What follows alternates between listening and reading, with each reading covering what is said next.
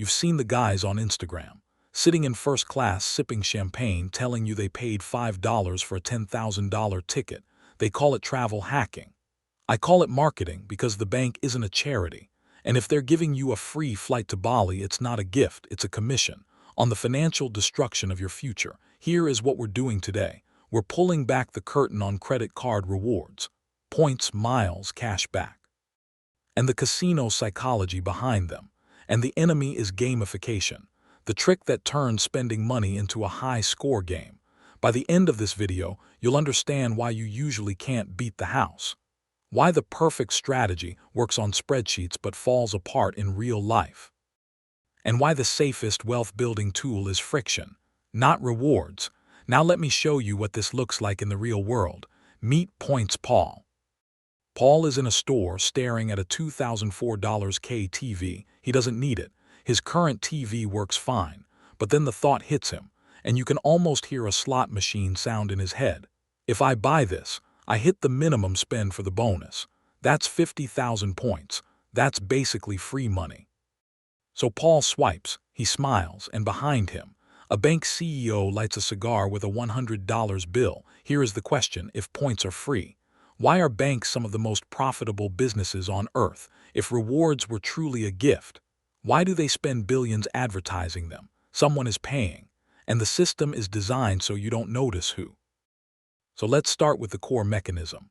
The reason rewards work even on smart people, it's called the pain of paying. When you hand over cash, your brain feels it. Money physically leaves your hand, and there is a little ouch moment.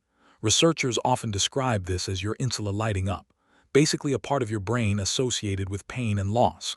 Cash creates friction, and friction forces a pause. That pause is powerful because the pause is where you decide, do I actually want this? Credit cards are the opposite. They're financial anesthesia. They sever the connection between buying and paying. You get the item now, and the pain later. And if the bill is auto-paid, you may never feel the pain clearly at all. Now add points, and it gets even more intense. Because the reward is immediate and the cost is delayed, you swipe, and your brain doesn't go loss, it goes win. Points, miles, progress bars, status, bonuses, it's all designed to feel like leveling up. And here is what the data says across multiple studies. People tend to spend more when paying with plastic instead of cash, often around 12% to 18% more. The exact number varies, but the direction is consistent. So let's do simple math just as an example. You earn 2% cash back. Sounds great, but if the card causes you to spend 18% more, congratulations, you didn't gain 2%. You lost 16%. Let me put it another way. If a store offered you 2% off but quietly raised prices by 16%, you'd call it a scam. With rewards cards, people call it smart. And the most common mistake people make is this. They track rewards like income, but they don't track the behavioral premium, the extra spending the card causes. If you're thinking, not me, I'm disciplined, okay, maybe, but keep watching, because even disciplined people get trapped in 3 other ways, and one of them has nothing to do with self-control. First, let's talk about where reward money actually comes from. When you pay with a credit card, merchants pay fees to the payment network and banks, called interchange fees, often around 2% to 3% depending on the card and the business. Now here is the part most people don't like to hear. Merchants don't just eat that cost, they raise prices. So the rewards are partially funded by higher prices for everyone, whether they use rewards cards or not. And this is where it gets ugly. People who use cash or debit, who are often lower income or less banked, still pay the higher prices at the register, which means they're subsidizing the rewards of people with premium cards. That's why I call it reverse Robin Hood. Money flows up, not down. Next time someone brags about their free points, ask them, free for who? Now you might say, okay, but if I'm a responsible card user, I'm just taking my share back. Maybe, but that still doesn't fix the bigger problem, because the whole system is engineered to make you spend more, and to make the currency itself unstable. Which brings us to the second trap, breakage and devaluation. Points and miles are not money. They're a fake currency, and you are saving in a currency you cannot control. Airlines and banks control the rules, and they can change redemption charts, partner rates, blackout dates, and award availability whenever they want. So you can do everything right. Save 100,000 miles for a dream trip. And then one morning you check, and that flight now costs 150,000 miles. That's 50% inflation overnight. Imagine you saved $10,000 and woke up to find it's now worth $6,700 because the bank changed the rules. You'd be furious.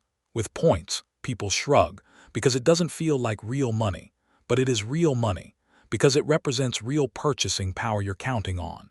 Here is a rule I live by. Never save in a currency you can't print. The bank is the Federal Reserve of points, and they love printing. And the mistake people make here is hoarding points like they're savings. They're not savings. They're closer to a promotional coupon with hidden terms and invisible inflation. If you use points at all, treat them like something you spend, not something you store. And please don't build your financial plan around points. Build your plan around real money. A real emergency fund, a budget that works. And long-term investing that matches your risk tolerance and time horizon.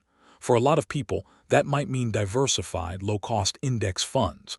But the big idea is this. Real assets beat imaginary miles. Now let's hit the third trap.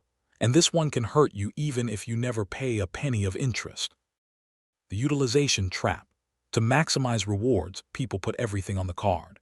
Groceries, gas, bills, subscriptions, travel, everything.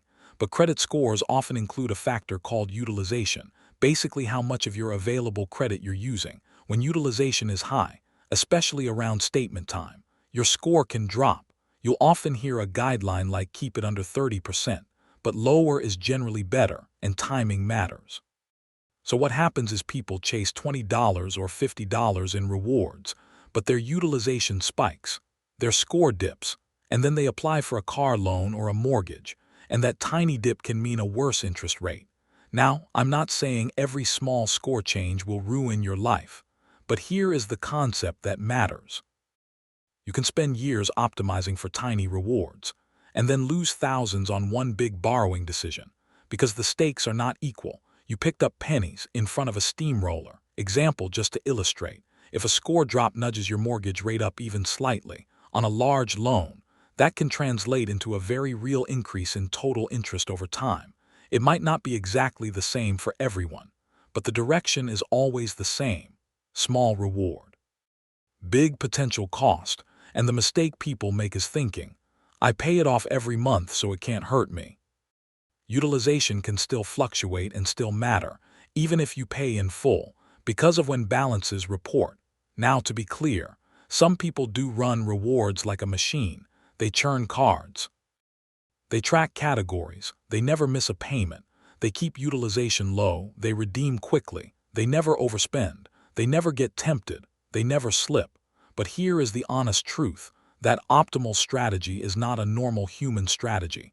It's like saying the optimal diet is perfect macros every day for 10 years. Okay, but are you really going to do that perfectly during holidays, stressful weeks, travel, emergencies, and life? The bank is betting you won't, not because you're stupid, but because you're human. Now let's bring this home with a simple simulation. And I want you to pay attention because this is where the reward story collapses. Meet Cash Carl and Optimized Oliver. Both earn $60,000 a year. Both buy groceries and gas. Neither is bad with money. Oliver uses what I'll call the triple platinum reserve. He has category multipliers. He has a premium card. He pays a $200 annual fee, and he tells himself it's worth it because he's optimizing. And because swiping doesn't hurt. Oliver adds little extras, an extra coffee, an appetizer, upgraded shipping, a slightly nicer option, nothing huge, just small leaks every day. Now let's do example math. Oliver spends $40,000 a year on the card at 2% rewards. That's $800 back. Great, on paper. But because of the psychology, he spends 10% more than he otherwise would. That's $4,000 in extra spending. So Oliver's optimization produced $800 and cost him $4,000. Net loss, minus $3,200. That's before you even factor in the annual fee. Now Carl. Carl uses debit or cash. He feels the pain of paying, so he pauses. He skips the appetizer. He buys what he planned to buy and stops. Carl gets $0 rewards, but Carl also gets $0 excess spending caused by gamification. So Carl is $3,200 richer than Oliver, without doing anything fancy, without tracking categories, without juggling cards, without thinking about points. Just by refusing to play, and that's the thesis stated plainly. The house doesn't beat you with interest alone, it beats you with behavior. Now let's recap what's really going on. First, rewards are a behavioral trap. They reduce the pain of paying, make spending feel frictionless, and turn purchases into wins. That 2% back is often collected on top of a much larger spending premium. Second, points are a melting currency. The issuer can devalue them whenever it benefits them. Saving points is not the same as saving money. Third, the system is built on fees and transfers. Merchants raise prices to cover interchange fees, which means cash and debit users often subsidize rewards users. Reverse Robin Hood. Again. Fourth, even smart optimizers can get clipped by annual fees. Complexity, decision fatigue, utilization swings, and the simple fact that life isn't a spreadsheet. So here is the final thought. The most powerful financial reward isn't 2% cash back. It's the 100% of the money you keep, because you had the discipline to say no. Stop playing their game. Add friction on purpose. Make spending slightly harder and saving slightly easier. That's how wealth actually gets built. If you want, I can do a follow-up video showing a simple friction system that doesn't rely on willpower, like defaulting to debit for daily spending, using one low-limit card only for fixed bills, paying mid-cycle to keep utilization low, and automating savings so it happens before you can spend it, if that would help you. Like the video, subscribe, and comment the word friction, and tell me what tempts you most: cash back, travel points, or store discounts.